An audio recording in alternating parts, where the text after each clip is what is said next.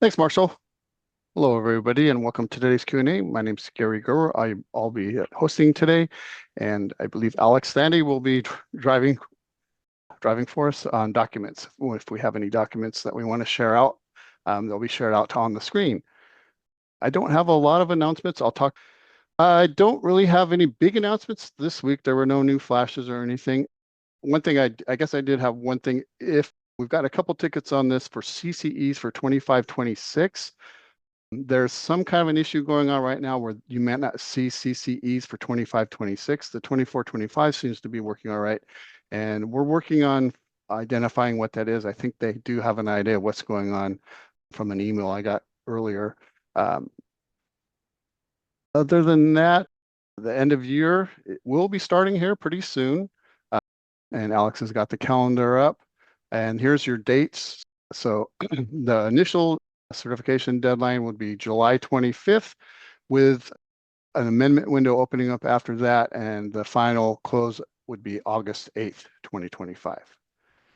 So that's really all I have for announcements. Angela, did you have any updates for us? Just our usual that we did have a deployment yesterday, and so those fixes have been updated in the footer. There you go.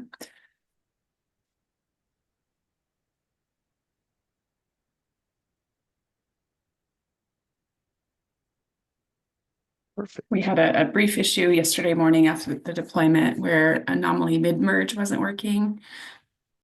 Couldn't see it on the front end, but on the back end, you were getting a server error, and they were able to fix that right away. So that was good. And Dominic's not here, but I see Brandy's joining us. Hi, Brandy. That'll be great. And Sean, did you have any announcements? Or Brandy, if either of you had any announcements for the Q&A today? Nothing pressing. No. Okay. Yeah, I don't have anything either. Thanks. Is Dominic on the road, Brandy? Dominic is exhausted from the road, and so he decided to take a rest day because he's got to go out on the road again tomorrow. So I can imagine. So that he takes a needs lot out of you. no, dude, Except for I feel bad Brandy, for him. you're like batteries get charged on that, but most people it drains us. Yeah, it's like going on tour. All right, then. So we'll go ahead and move on with the Q&A portion.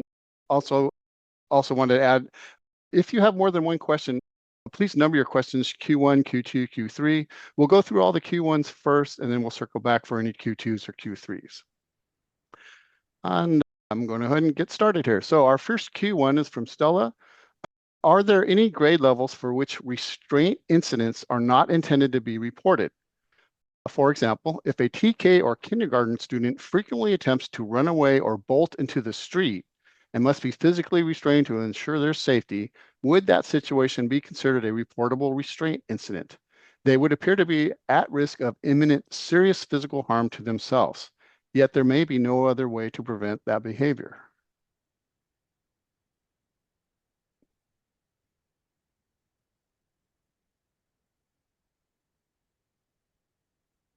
I know from the CDE or a special education perspective, those sound just on the basis of what you're saying, like reportable incidents of restraint, right? So if you read the ed code specifically, it literally says you're limiting the student's ability to move their head, torso, or limbs. So if it meets that definition, then very likely it's a reportable incident. But having said that, I would strongly urge you to clarify any ambiguity with your local legal counsel, because the statute is purposefully vague. And Sean, I don't know if you had anything else to add.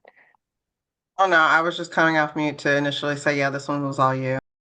Look here, you and Paul are both in the room. I'm just like, this is the easiest day ever for me. Thank you. Like, I got the goats. Great.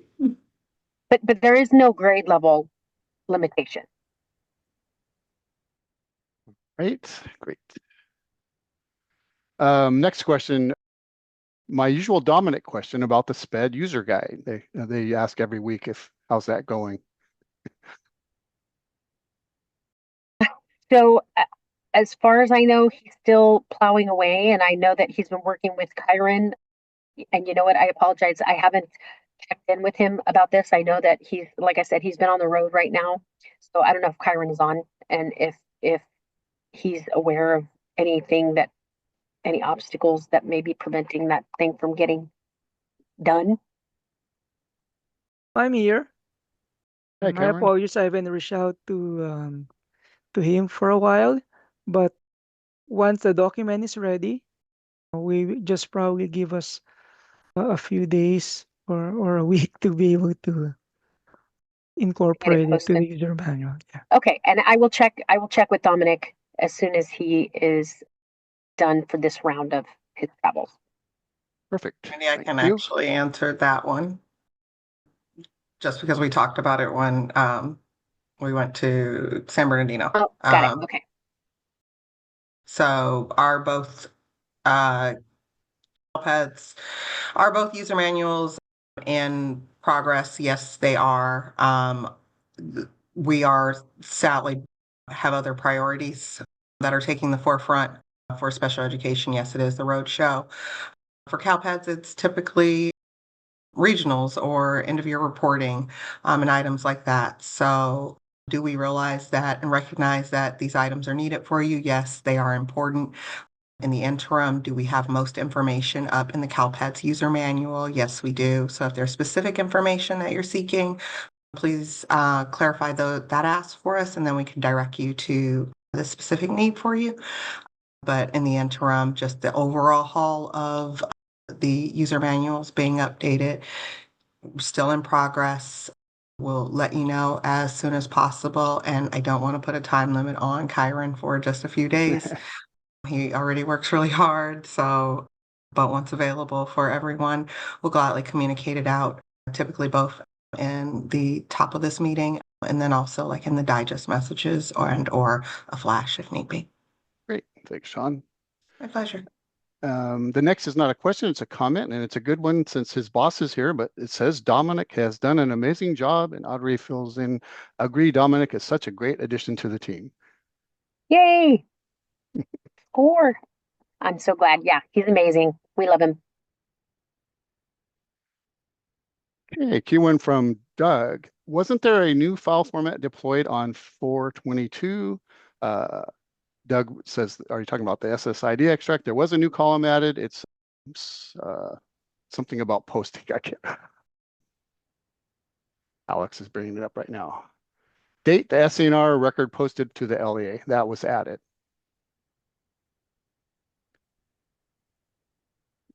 Okay, next question, Q1 from Claudia. A student has submitted an income verification application for the base year. If the student leaves and then returns the following school year, is the base year application still valid?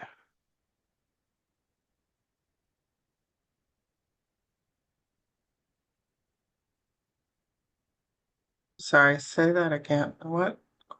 It's Claudia. 305. Okay. Base year student leave. No, once the student leaves your LEA, then they need to complete the items again. And when you say left like your LEA, I just want to ensure that you're not speaking of like they went from one school. It wasn't an intra-district transfer or so. They didn't move from one school to another within your LEA. They completely separated for like they transferred somewhere else. When she says the LEA. Yeah, I was like, that's not helping. Uh-oh.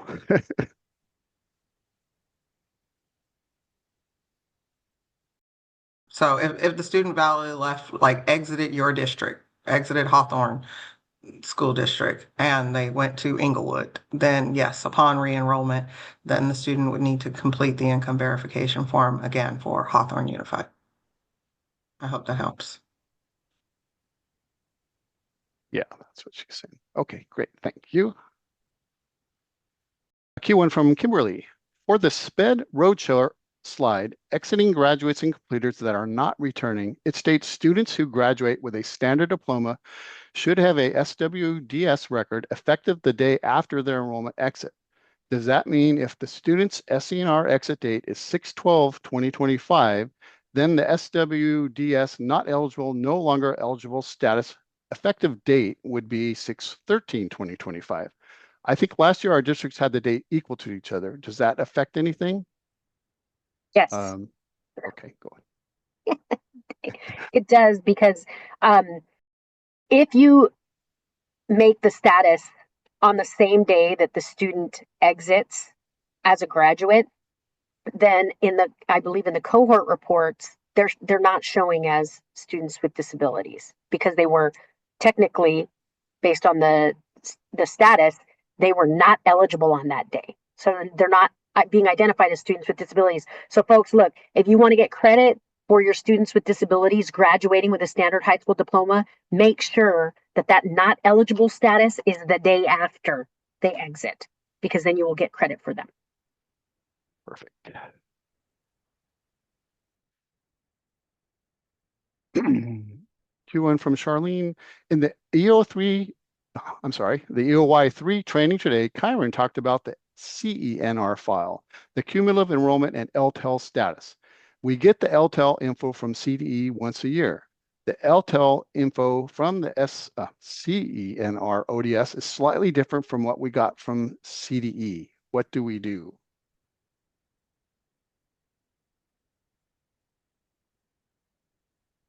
Slightly different for Right, counts?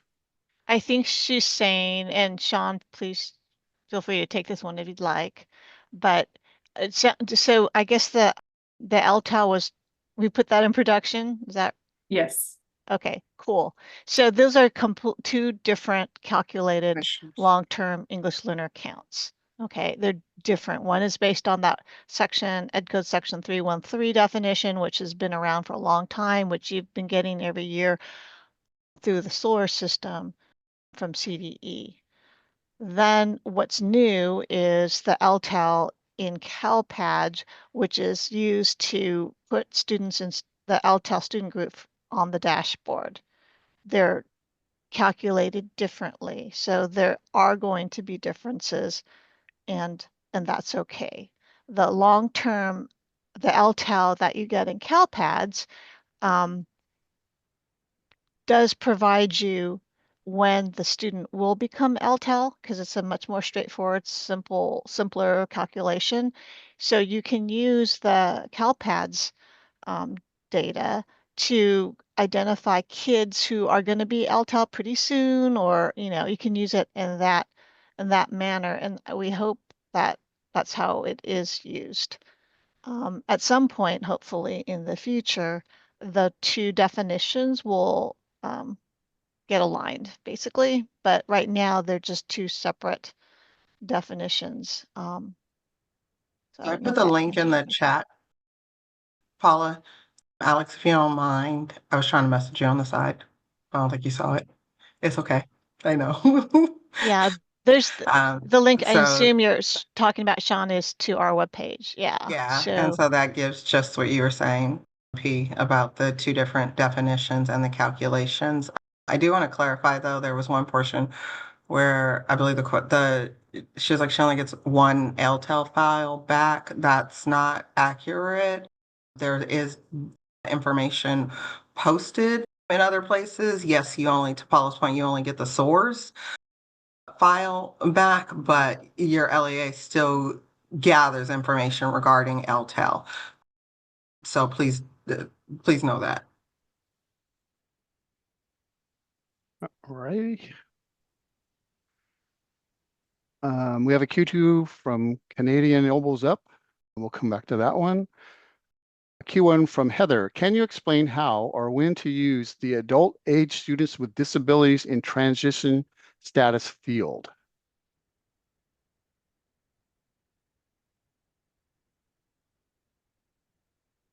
I don't know if Brandy fell off, but I can take that one. So that field, thanks, Alex, for bringing it forward too.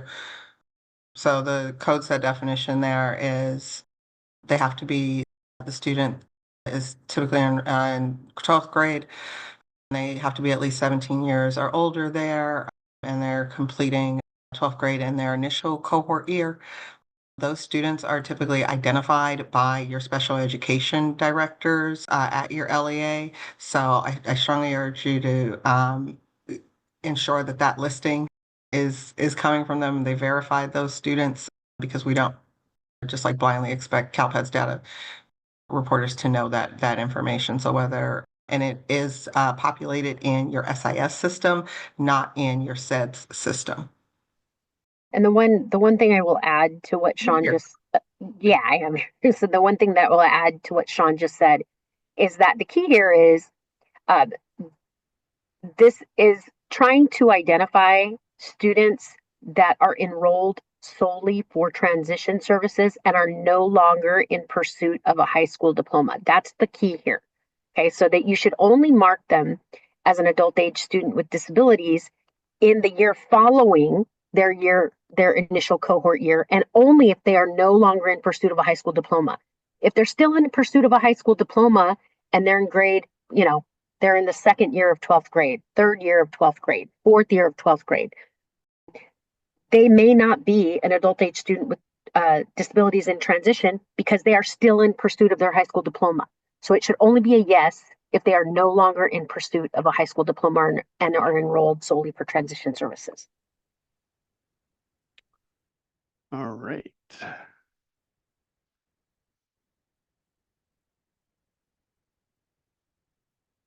Q1 from Lily.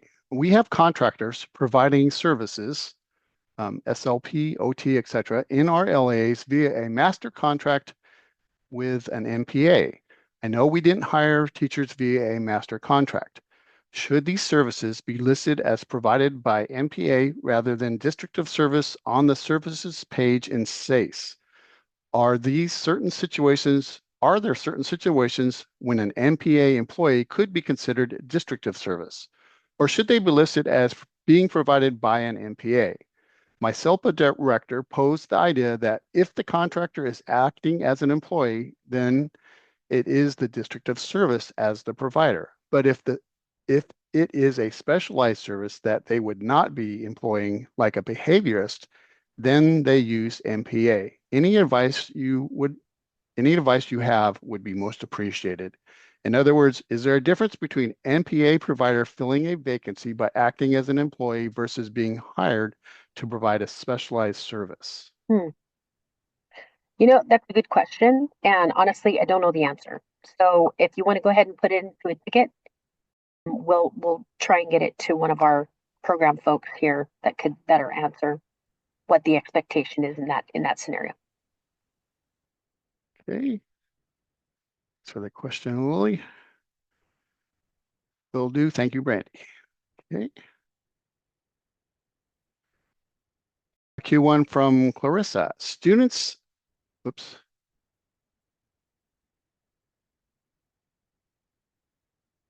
Q1 from Brittany, adding on to Kimberly's question. So all graduates so far this year need the SWDS change to be the day they graduated?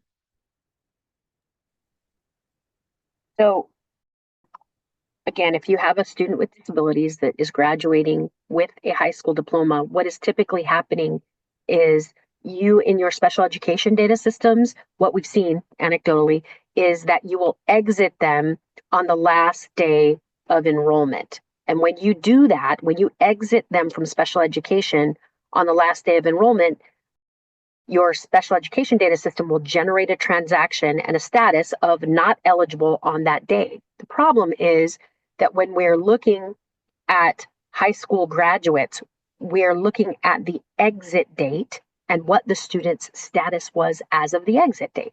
So if you have a status of not eligible that's equal to the date the student exited school, then the student doesn't look like they're a student with disabilities, right? Because their status is not eligible on that day. So the guidance is when you're exiting the student in your special education data system to make sure you use an exit date one day after they exit the school. right? One day after the enrollment exit date.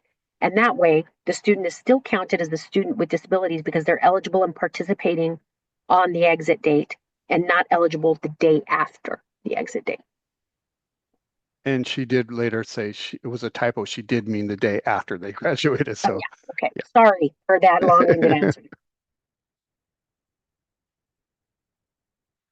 Okay, on to Q1 from Clarissa. Students may have very short enrollments in our court schools, maybe just a few days.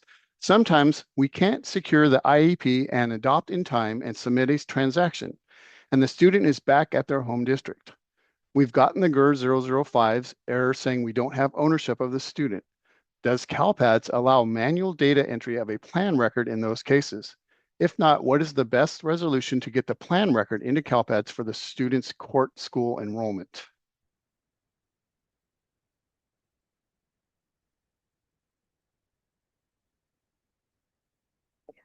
Well, Well, CalPADS does allow manual entry of the plan records. Yeah, we do. But I mean, remember that if you're submitting up a plan record for a student, you have to have an enrollment in there. And so what's key here is the plan effective start date has to fall within that enrollment. So number one, you need an enrollment. Okay. And that enrollment should be exited because they've returned back to their school of residence. But the plan effective start date has to fall within the enrollment at the county office school.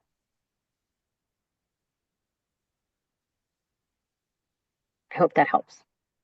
Ready? Claudia, you have a Q2. We'll come back to that one. Clarissa has a Q2. Well, that's all the questions. So let's go back to our Q2s. Canadian Elbows Up would like to know what other user guide is being worked on. So there's the SPED user guide, and then there's the CalPADS user guide. Data guide. Data guide. Sorry, thank you, Gary. That's the only two, right? Yeah, those are the only two. Okay, hopefully that answers Canadian's question there. Claudia Q2, I'm going to break the rules. I'm going to break the rules. Okay. Because you have a ticket open. I have not processed direct certification for the past 3 months because the January file included 236 new DC students who were not in DC in February or March files. I currently have an open ticket with me regarding this issue, and there's the ticket number. Any news on this issue? I need to go back and look at that ticket. I think I was investigating and I got sidetracked. Do we know why I'll let that? you continue with the ticket, Gary. Okay. It's still open Okay. and everything, so Claudia, Gary will respond to you. He's not doing double duty. The hosting will too. It's interesting because we haven't heard of any other LAs with this, but I'll follow up, Claudia. I'm sorry about that. I think it automatically closed because it was back in March. Okay. And then now Q2 from Clarissa.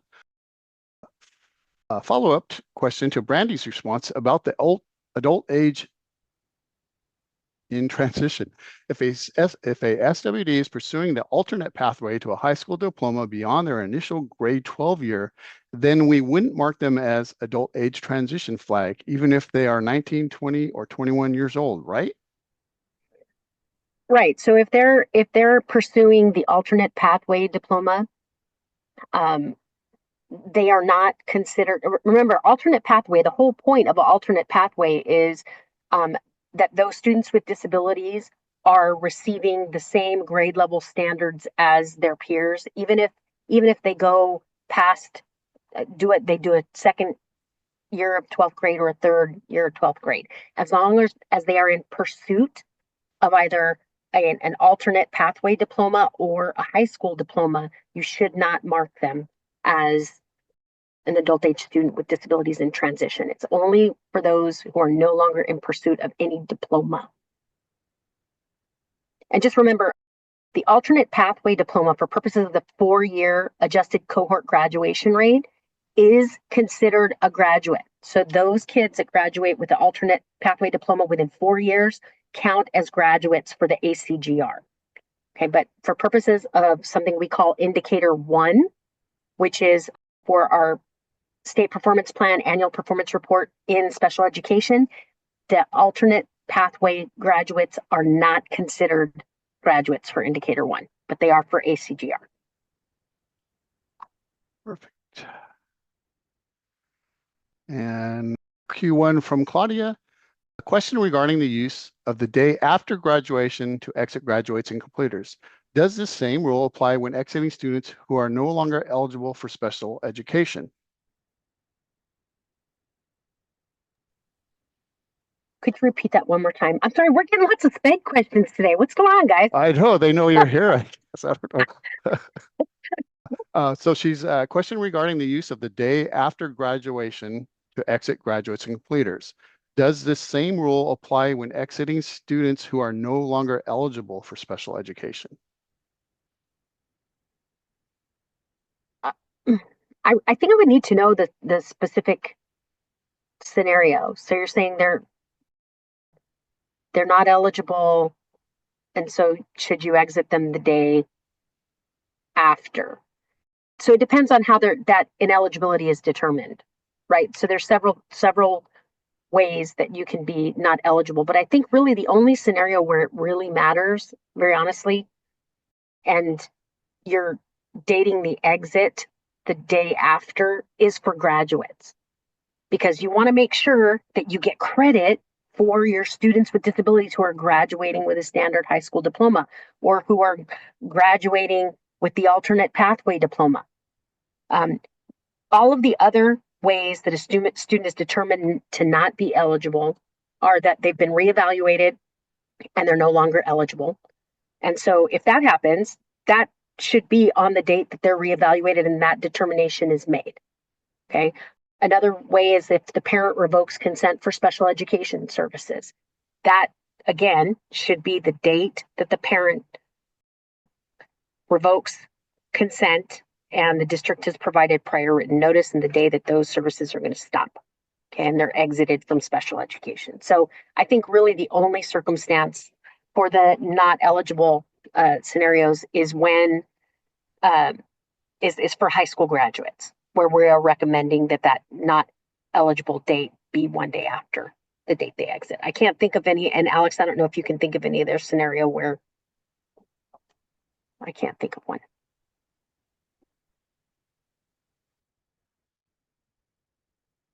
Okay, and Brittany kind of has a follow-on question in that same question, and she's asking, I would be curious about preschool students. If they exit as no longer eligible, their enrollment that we report to CalPEDS ends. So would those students need to be exited on their enrollment the day before their SPED exit?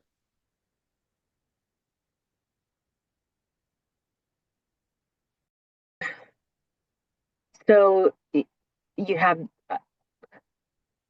no, I mean, again, if they're being exited from special education as a preschooler because they've been reevaluated and they're no longer eligible, then that SWID's not eligible should be on the date that determination is made. So, and maybe I'm not understanding your scenario, Brittany. And Kimberly has another follow-on question. I hate to close it out with more people asking related questions. What if we exited them incorrectly last year, having the dates match? Or I guess last year the dates match. I think it would be too late to make a difference now. It's too late to make a difference for reporting Yeah. purposes, but you should update and correct your data if need be. All right, and Claudia says, perfect, thanks for the explanation. Q1 from Judy, related to the adult age and transition, how would this apply for students who received a certificate of completion for grade 12? So Judy, if they received a certificate of completion in grade 12, and the student will continue on to receive special education services until they age out and they are no longer in pursuit of a high school diploma, then what it means is in the second year of 12th grade, they would be identified as an adult age student with disabilities in transition, and they would retain that status until they aged out. Okay, thank you. Q3 from Canadian Elbows Up. Maybe a flash with the various SPED exit dates for PK through grads would be helpful. Okay. That's a question, more of a comment, but Yeah. So let me think about that one a little more and how we can provide maybe an FAQ that might be helpful. I was also thinking, Brandy, could this be updated to show the diploma? Yeah, we could. You know what? We could actually. Right There here? is. Good job, Alex. Yeah, we can update that scenario document. So the status start date is 1 day after the exit date from the student information system. So you guys were just following our guidance. Right? Okay, so yeah, we can definitely update that scenarios document. okay. Another one for you, Brandy. Q1. Brandy, are you referring to the exit date for a grad in RSIS or SACE? So the exit date that I'm proposing be 1 day after the enrollment exit date is your special education exit date in SACE or Cyrus or whatever system you use, right? Yeah. So if they graduate on June 15th, we want the SACE exit date to be June 16th. Okay, Q1 from Lethea. Hello. Does 113 California Partnership Academies apply to any student that was enrolled in the program at any given time during the school year? Just wanted to clarify if we're also posting an SPRG for the students that were participating in the program at some point during the school year, but moved schools that do not offer the program within our district. Thanks. Yeah, for end of year, anything that occurred within the year would be counted. Is that what Alex has up? No, that's bad, right? Yeah, That's that. it's in the eligibility versus participation, thing that I don't know where that is. We In always the get data lost. guide. I think so. I want to say it's Yeah. like 4.2. Like at one point we all had it memorized. I wish Paul was here. Okay, Q1 from Bavita. Might be a silly question. Are students in NPS also assigned a cohort? I have a student who was in NPS in grade 9 and 10 and 11. In grade 11 this year, it was found it should actually be 12, and next year will be in transition service. Will the post-secondary transition indicator equal Y be an issue next year since this cohort is graduating next year? Okay, so all students are issued a cohort. That part I can answer. The rest of it, I don't even know. Yeah, The student- but specifically that adult age students with disabilities in transition indicator doesn't really look at the student's cohort year. It's just looking for a prior year in 12th grade. So, if you're identifying that they're a 12th grader, as long as they have one 12th grade record that is prior, then you should not get an error if you're trying to use the adult age students with disabilities in transition indicator. Yes. It's not looking at a cohort year. It's just looking for one prior year of 12th grade. Absolutely agreed, but the cohort portion for dashboard calculations is very much different. So just, Yeah. I think Brandy answered your question though, Pavita, because you said perfect, thank you. So just know for cohort purposes though, and dashboard calculations, that's separate and those students don't factor in, and that's in the dashboard technical guide and then also in the CalPADS to the dashboard handbook. And that's the cohort is based on the initial 9th grade or computed 9th grade entry level. So that's what cohort you're in. Another one for Brandy. Aja, Q1. When does the new criteria start for an LAA to be flagged for data quality monitoring if an LAA with 100 or more SPED students does not have any incidences of restraint or seclusion? Is this criteria active for the current end of year? So Asia, it already happened. So what you may not know is, and you may not have seen in the LEA's annual determination letters, we used last year's end of year 3 reporting for restraint and seclusion to determine whether or not that LEA got flagged for data monitoring. And so essentially what that means for those LEAs is if you had over 100 students with disabilities and you reported 0 incidents of restraint and seclusion for both gen ed and students with disabilities, you got flagged. Or if you have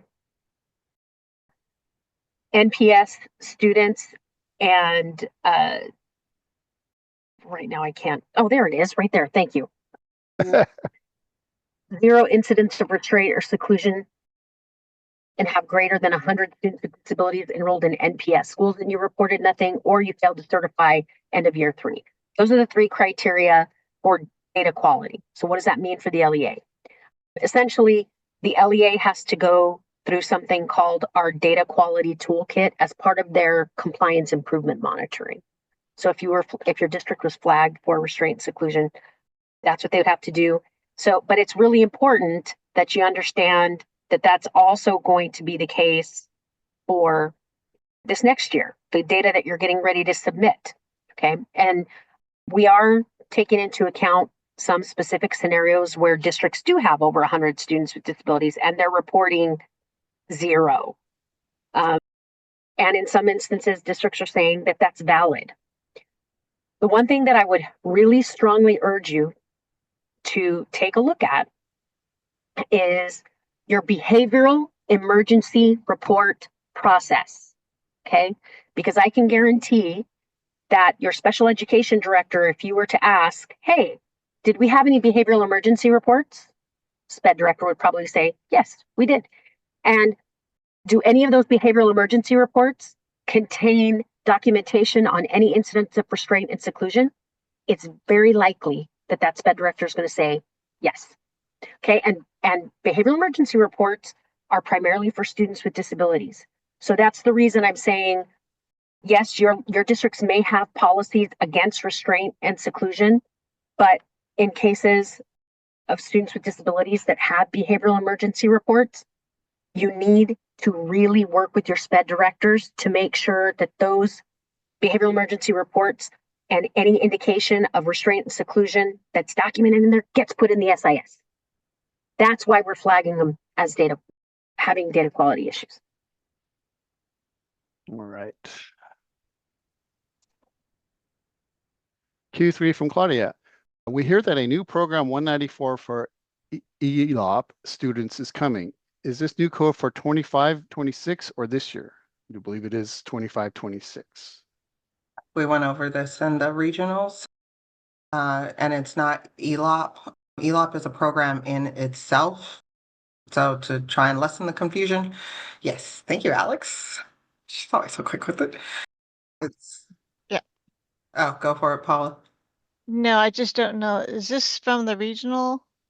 So there has been an update to how we're collecting the expanded learning program, which will come out in the flash. And the main change being that we're creating a new file called the LEA program file. So we're collecting this at the LEA level and not at the school level. So so we're moving it from collecting it on the SPRG, which is based on school.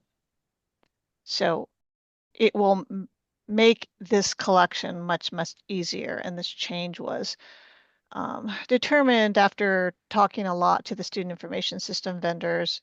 So I just wanted to clarify that. So we will need to be updating these particular slides, and a flash will be coming out, and we'll cover it again in the Hey, regionals in May. All right. Q1 from Audrey. For next year, will degree of support be required for all TK students, including TKs aged 4 students, or will it only be required for TKs who are already 5? So, Audrey, the short answer is it's required. It's going to be required for all TK students, regardless of whether they're identified for SPED purposes as preschool age or school age. And just remember, because degree of support is not actually used in the special education data reporting realm, it's going to be used for monitoring. And because teachers that are assigned to transitional kindergarten classrooms are sent over to the Commission on Teacher Credentialing for monitoring through the California State Assignment Accountability System, you will have to populate degree of support so long as they have one of those appropriate primary or secondary disabilities. Okay, so, and Alex has got it up on the screen.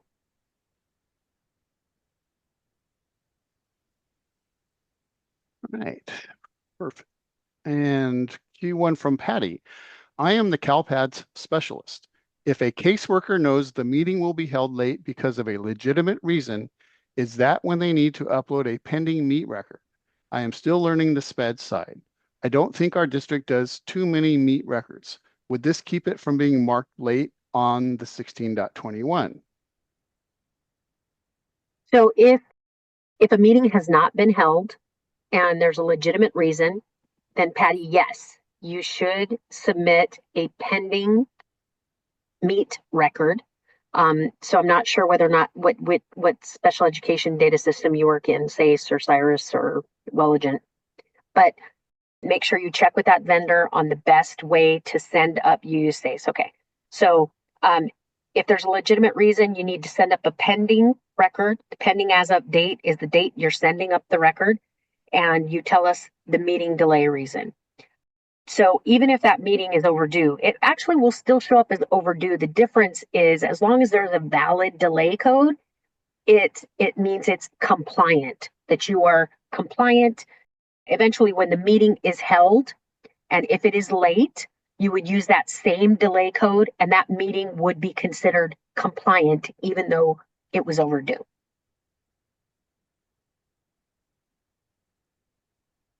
I just want to say welcome to Patty, and Oh. being new. There was once upon a time that I was sitting in your shame shoes, and Brandy's wonderful boss, Shyla, welcomed me, and then I met Brandy. So also, Patty, if you don't know the SPED Road shows, there's a wonderful guy named Dominic who's out there touring California. Definitely If you gonna haven't with been us. to Yeah. it, I put it in the chat, and feel free to go.